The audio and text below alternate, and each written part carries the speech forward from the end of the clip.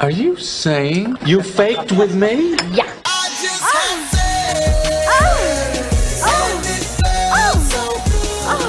Wrong. Now you're single. What do you know about sexual relations? Is it true that if you don't use it, you lose it?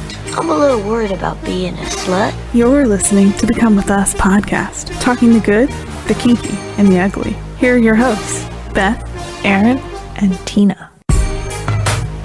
Hello, hello, hello, all you sexy holes and poles. I'm Beth Darling here today with Tina and Aaron. We have a very special guest here on Come With Us podcast. We have got everything that men want to know about love, sex, and relationships because, hey, sexy stuff matters, right? So today, oh my goodness, do we have sexy stuff? We have Vivienne Rose here, who is a absolutely beautiful, phenomenal, interesting, fun, lively, vivacious. I don't have enough adjectives to describe, but she is a BBW, big, beautiful woman. And that apparently some people find quite fascinating. I think it's the whole package, but you can like any or all of her. But we're here today to talk about how much pleasure and how a BBW gets her pleasure and how. So welcome, welcome, welcome. I'm so glad you're here. It's a very sexy pleasure to be sitting next to you. Thank you for joining us today, Vivian. Thank you. Thank you for inviting me. Mm-hmm. Absolute pleasure. Oh, good. So we set this up. I have so many questions, and I've told you, like anybody else that I ever come in contact with, please, allow our enthusiasm. Say no if we ask any questions you don't want to answer. But you're so open. You've done so much. You were just on Discovery Plus channel, right? Tell us about that and get us started. Well, they have started a series with a sex therapist by the name of Caitlin V. And she sits down with primarily couples, but also individuals like myself, and just talks to them about their sex life and the mental blocks that might be getting in the way of you truly being satisfied in your sex life and your relationships. Wow. I'm pretty sure we all have some blocks there. So what a great thing. For sure. And how did you get into what you're doing now? So being a sensual dom is how you described it to us. Yeah, Sensual Domme works. And I'm sorry, I didn't read. Here I am. My goodness. See, I get so excited. Premature ejaculators, feel bad. This is me. Everything. So this was your bio, which I freaking loved. I'm just a fat girl standing in front of a fat phobic world, asking it to love her. Former teacher and oil industry survivor, a travel fiend, a foodie, a nerd, karaoke and lingerie addict, a turned model and goddess, clearly. I just wanted to prove I was normal. It turns out that I'm anything but. Okay, yeah. I've got a girl crush already, sorry. Right. Okay, go ahead. Now, in Sensual Domme. So seemingly you've done a lot in your life. You've worn a lot of different hats and to get to the spot that you are now, or walked in a lot of different shoes. And what has your journey been like? Like, how did you start? Can you just go a little bit more into the background of how you got into the work you're doing now, and maybe describe that work in and of itself? Okay. I'd be happy to. Yeah. I think it started because there were a couple of pivotal points in my life where I just got tired of letting people tell me how to live my life, telling me what my worth was. And my give a damn broke, like any Southern girl would say. Right, for real. So when my give a damn broke, I realized there was a whole big world out there. And progressively through a number of experiences, I just got more comfortable in my body. And Vivian is a character. I created her to have a space to explore under a new name without fear of judgment. So at first it gave me space from family and friends.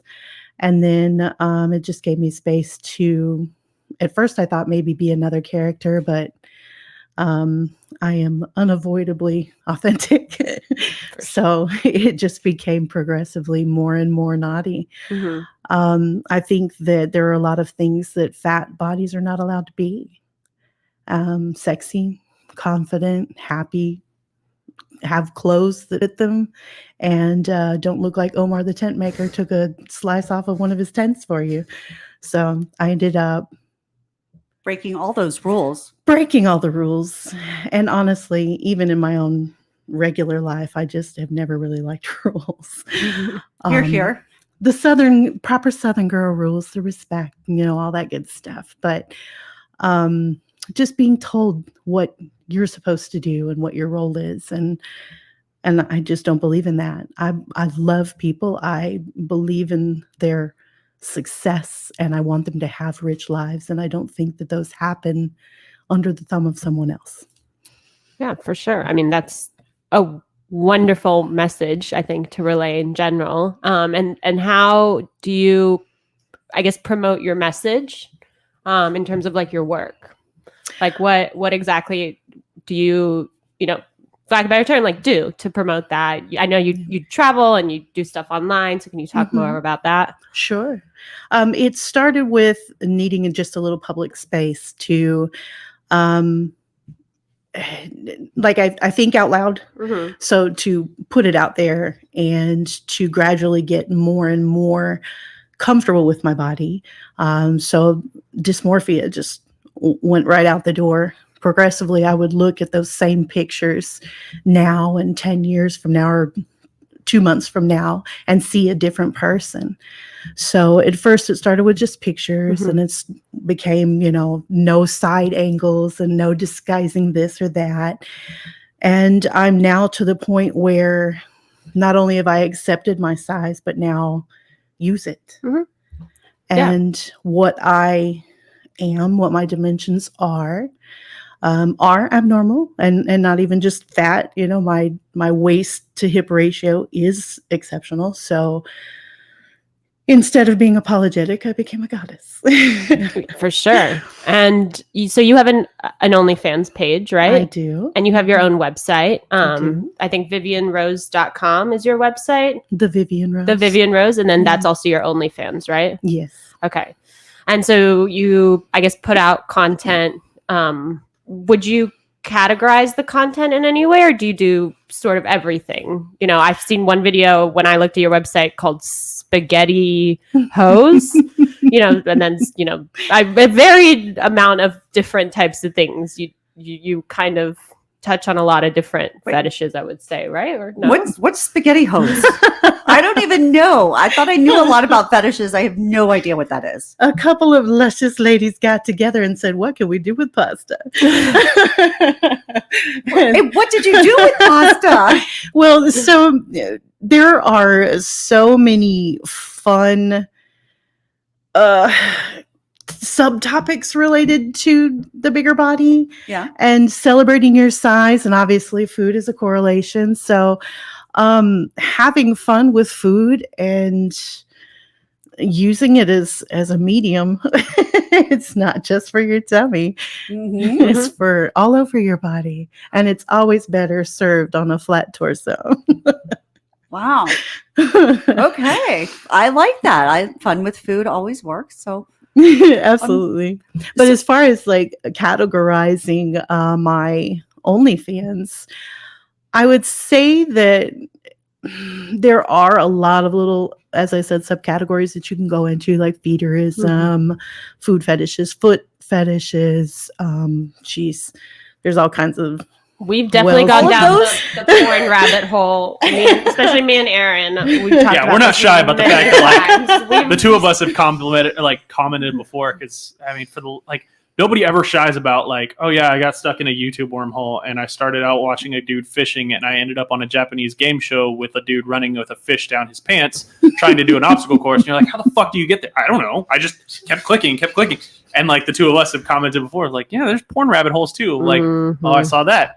And then that led to that. And then then you get to the end of it and you're like, I just wanted to for me to be crude. I want to jack off in 20 minutes and get back to doing chores. Or I wanted to go back to watching baseball. What the fuck? Just wanted to rub one out. Yeah. Well, apparently now you can go to vivienrose.com and get really distracted. Get very distracted. You could probably rub several out if you use the techniques of the male multiple orgasm that we talked about with our last guest. Yeah. Right? If y'all didn't listen to that, I'm gonna have to check that one out. Oh yeah, about prostate orgasms. And hello. Yes, right. That would be fun. I don't know how. I mean, again, this is okay. We had Holly Hotwife on. I commented to her like off air, like 'cause you were still I think under the weather, but I was like, you're the first person on this podcast that I've seen 100% naked, and she was like, and she thought it was hilarious, and she thought it was funny. Now, like, Vivian, you're like, now I've seen your ass, so like, I don't know. It's kind of out there. It is kind of It weird. is. Well, I'll tell you. So this is I'm like into kink, so I'm into BDSM. And one of the people when I first started, and they give these little talks and everything and intros, and one guy said, it's just like other friendships, except I've seen all of my friends naked. And it was like, oh my God. And at that point, nobody had like seen me naked except my husband for God knows how long. So, and I was like, shit, but you show everybody, right? It's just phenomenal. So, okay. All with a greater purpose, of course. Yes, which is pleasure and joy and celebration. Self-acceptance. Right? And self-acceptance. From That's beautiful. From that, you can do all kinds of things. Right. That's the way the world should be. So Absolutely. have you always been a curvy? I like the word curvy. I don't know. To me, fat feels not, but I understand everybody has their own choices. Yeah. I mean, there's all kinds of words out there. Curvy, if someone comments on Twitter that I'm a BBW, someone will correct and say, no, she's an SSBBW. What's SSBBW? Supersized. Oh, I like supersizing my fries and and drinks. So I'm thinking supersizing womanhood is cool. So if a good thing is good, then more of a good thing is great. Yes. More is my favorite 4-letter word. So I am by definition more and more and more. Okay. Honestly, go ahead. What were you going to ask? I was like, so how have you always been a curvy? Oh, absolutely. Even as a kid? I think that's part of why I'm here now too. Okay. Because somewhere along the way, all these magic spells that were supposed to be the thing that made me lose weight, if you have this mentality, you lose weight. If you just try this in the morning, you lose weight. And I mean, I've done all those things. I've had stomach flus for 2 weeks and gotten rid of things I ate in kindergarten, and I still never lost a weight. So at some point I just acquiesced. I'm big. Did you grow up in a body positivity household? Oh, no. I mean, we were all happy, loving people, but my dad's side of the family is all round little bubble-butted things. When we go to a funeral, it's like, my people. Yeah. So, but I am the biggest. Yeah. Because I think it's important, because I think a lot of where, specifically speaking for myself, body dysmorphia or, not loving yourself starts at a young age, and it starts in the house. I definitely can relate to that. I did not come from a body positivity family, so like, no, Weight Watchers is not for 9-year-olds. Yeah. It's one of those things where even now I'm having to learn how to love certain parts of my body, even at this stage. And I think I'm happy with the way I look, but like, we talked before the episode, everyone has insecurities, right? Everyone, and especially when you're having sex or you're showing your sexy side, right? In the bedroom and stuff. So nobody's face is pretty. No. Oh my gosh. Me and my friend just had this conversation. We laughed for 10 minutes straight about some of the faces of the guys that we've hooked up, like honestly on the floor laughing. And we were like making them and showing each other, because it was, or the things they say. or some of the stuff that they say in the, it was. I had an ex who would say moo. Yeah. Oh wow. That one I've never heard. See, that's why I love this. But that's the thing. So my theory is that we shouldn't laugh at each other. It's like we're laughing with. So when you're rolling on the floor laughing at these faces from the partners, it's because we know that we have our own faces too. And it's just funny. Like, I mean, I think some of the best sex you can have is, especially with someone you can laugh with during sex, because sex is sometimes funny. It's not always this Hollywood serious, whatever. Yes. Yeah. It's not depends on how you're using it. If you're trying to get that Hollywood little quick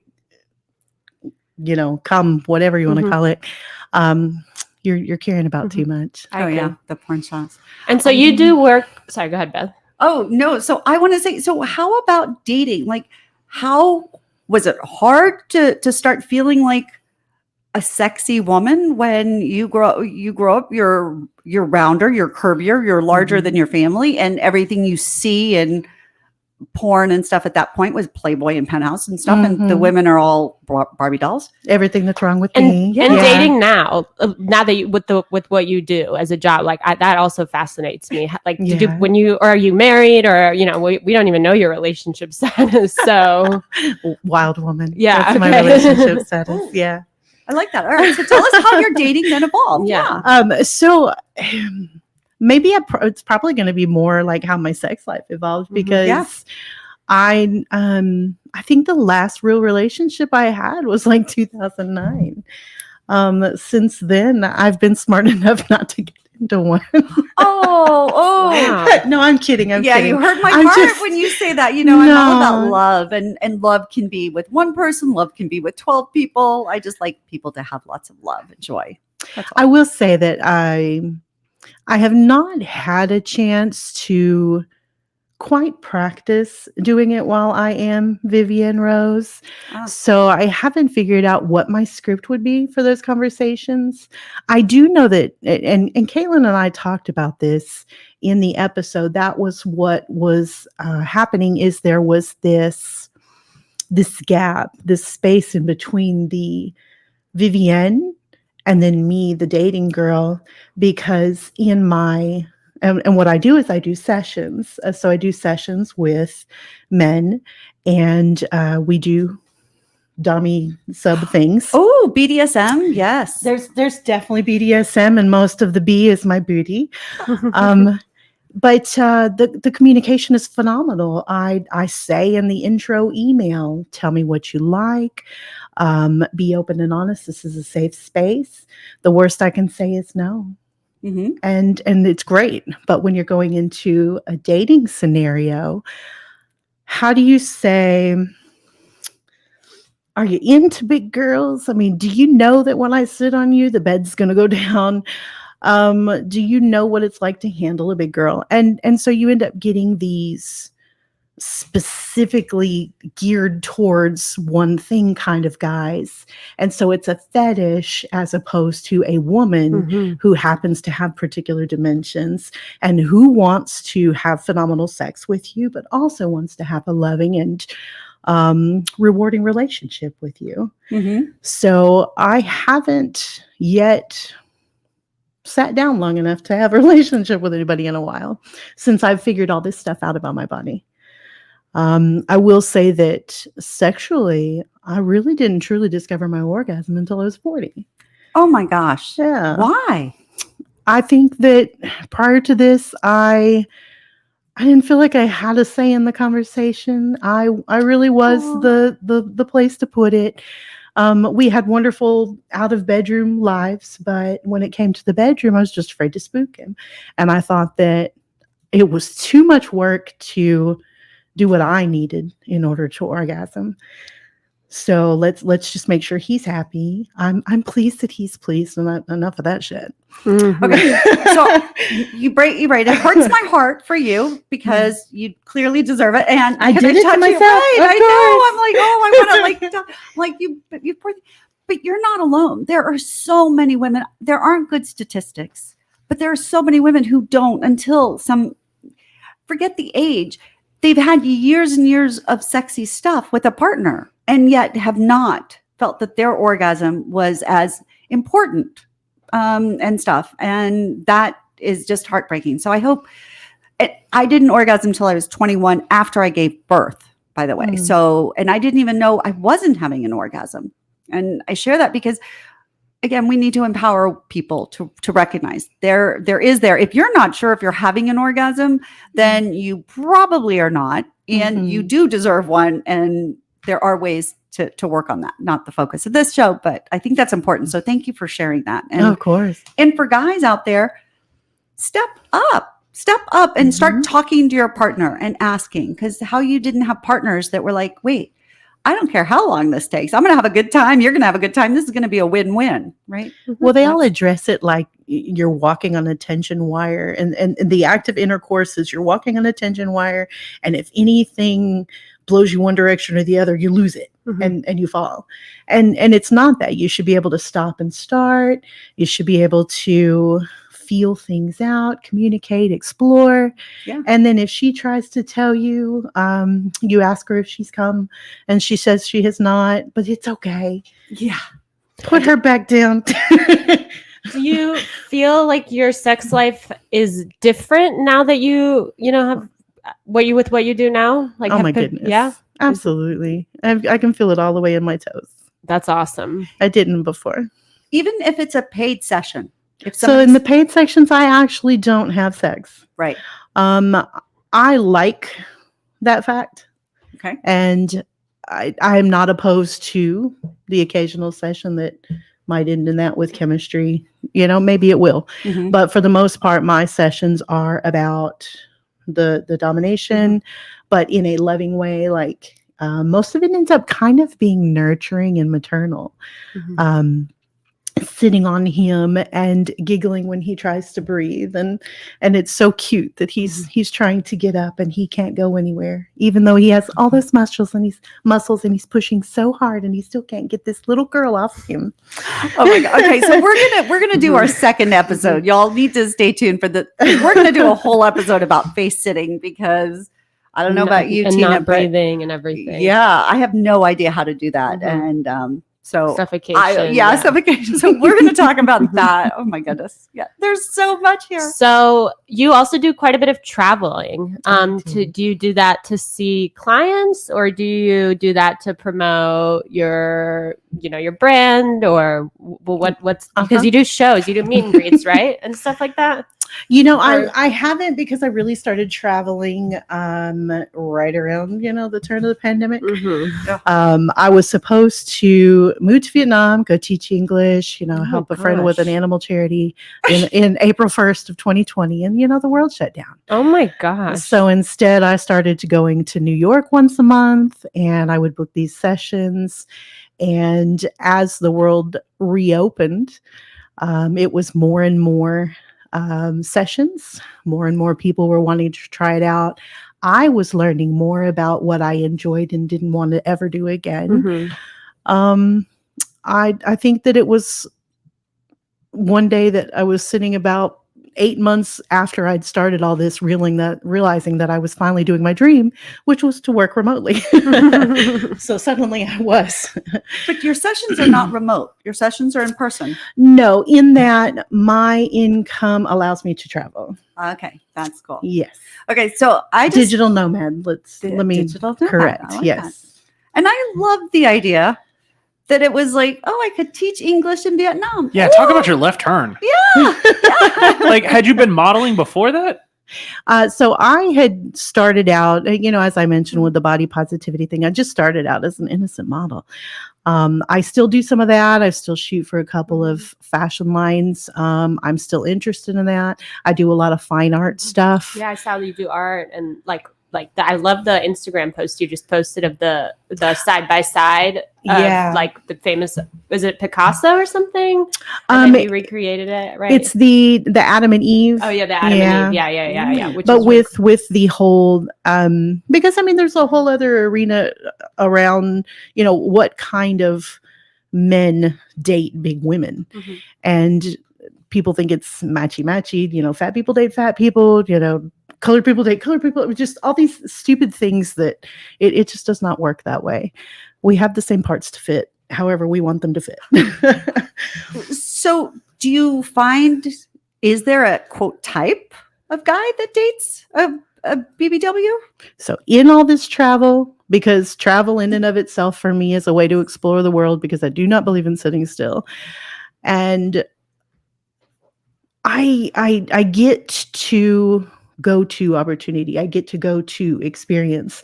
And so I meet men of every type. There are men who don't deserve women. I'm speaking, and I do want to be careful about this. I'm speaking from a hetero standpoint. That's what I am. That's right. I am. I have absolutely no judgment one way or the other. Do you do girl on girl stuff on your OnlyFans, just as a side segment? I am up to shooting that content. Absolutely. Yeah, I work a lot with I think she's the fetish worker, Amazon Amanda. She's 6'3", and she actually ends up being my cousin. And we do tag teaming of men, and it is an absolute blast.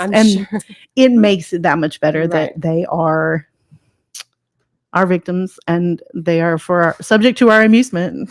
And we have a blast. We laugh so hard. I'm sure. We make up songs. You are unbelievably accomplished. Like, I am thoroughly fascinated by how much you've done and how strong you are in everything I think that you do. Like, you just take life by the balls, and a lot of men by the balls probably too, you know?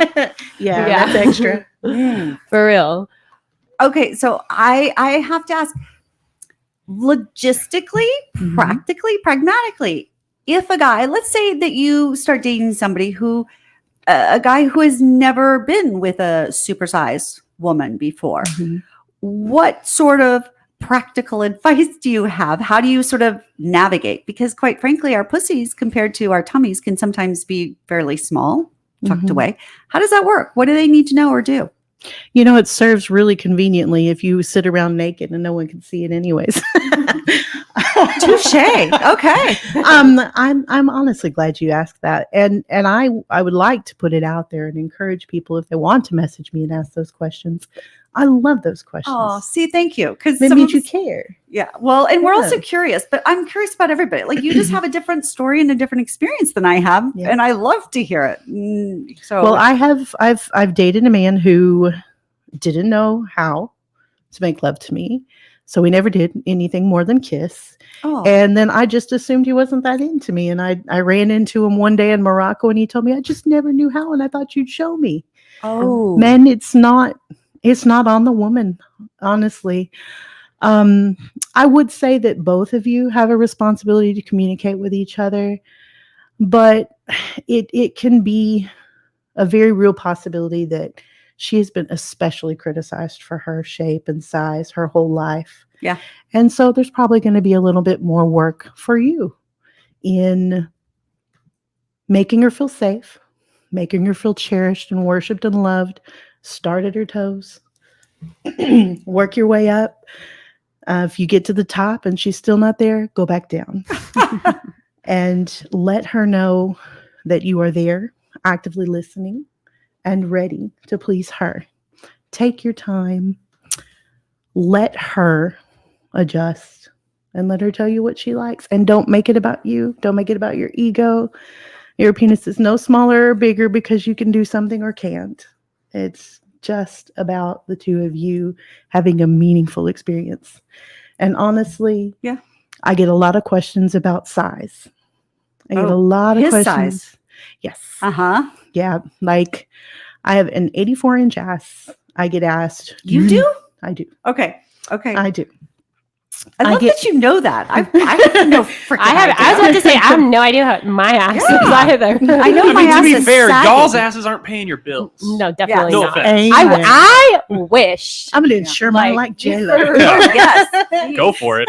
So I get the question. I mean, you need like a 12-inch dick to handle that, you know? Oh, yeah, right. And I hadn't even honestly, thought about anal sex. Oh, my goodness. Well, no, I mean, to get to any opening in there.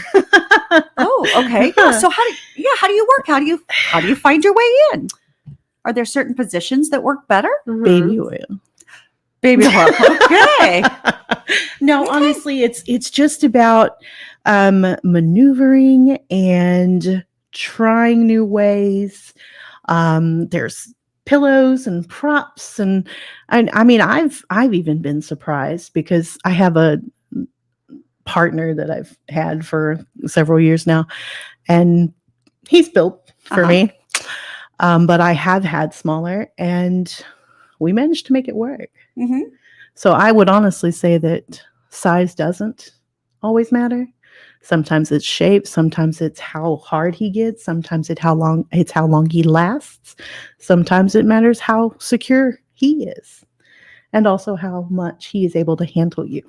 Mm-hmm. Just with moving your legs around, opening you up, getting you in those positions.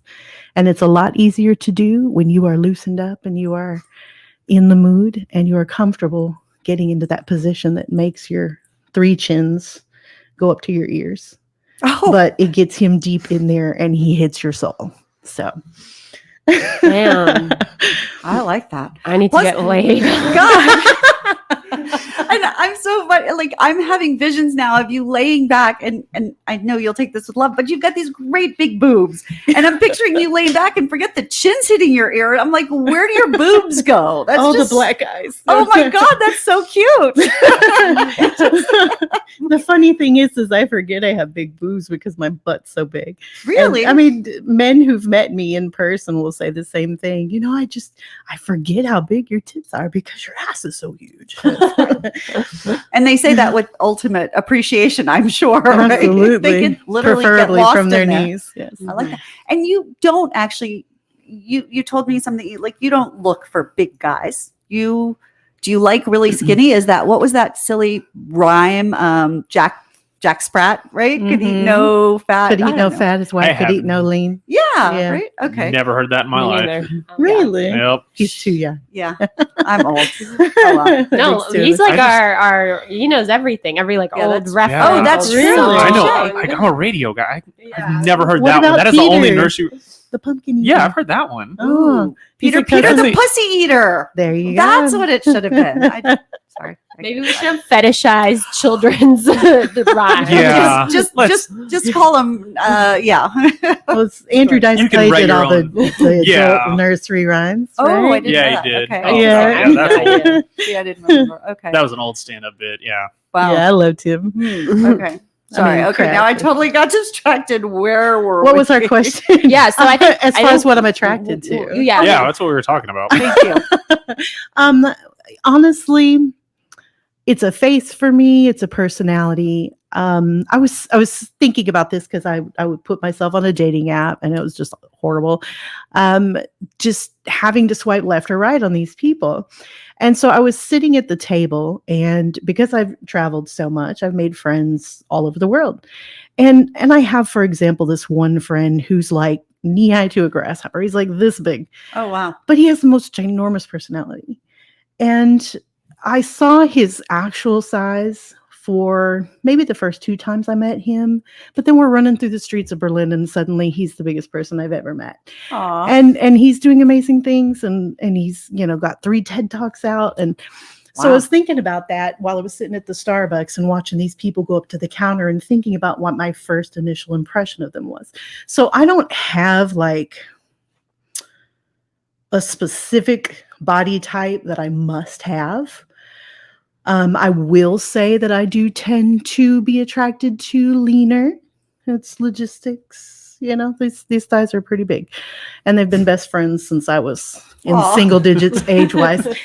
I like that. That's a good way to teach our children, right? That you want your body to love, the other parts of your body. I like that. Yeah, but ultimately it's personality. And the 3 people that I've had the solid long-term relationships in were short, tiny men, but massive personalities. Okay. So. I like that. So anybody out there who's interested, be bold, be big, and take a chance. And yeah, you definitely are. Be intelligent. Be intelligent. Yes. I like that. So I think to wrap up, we usually ask every guest the same question. Something goes along the lines of, do you have one sexy tip, like your favorite sexy tip or sexy story you can tell on air for our audience, or advice? I would think that going back to making love to your woman, whatever size she is so important. It's not about you. When you make her feel cherished and worshipped and make her come until her eyes roll back in her head, trust me, she will suck the life out of you. Mm-hmm. She will rock your world because she will feel all of that warmth and all those endorphins and just want to do it several more times. Yeah, I think that's absolutely great advice, right? Love your woman, because head to toe. Yeah, for sure. And not even I don't think love your woman just because you love her, and then sometimes hopefully you get rewarded, but I value her and appreciate all the parts of her. I Absolutely. think we could And make sure she knows you do. Yeah. And I like that. Start at the toes, go up, and then if it's not enough, go back down. You're working through a lot of phobias, fat phobias, negative naysayers. Yeah, be patient. Yeah. Great. It's great advice. Thank you. I love that. I love that. right. All right. Well, thank you. But don't go too far because we're now going to dive into a whole episode of face sitting. Oh my goodness. I mean, you got a week to wait, but yeah. Goodness. Yes. So if you haven't subscribed, by the way, then you want to subscribe because you're going to want to listen to this next episode as soon as it comes out. Like, we're all chomping at the bit already. So please subscribe. And by the way, if you haven't given us a review, this would be a really good time to do so, please. And you can find Vivian again on thevivianrose.com or on OnlyFans, The Vivian Rose, or on Instagram, right? The Vivian Rose. Yes. And then just to spell it out, it's VIVINNE, right?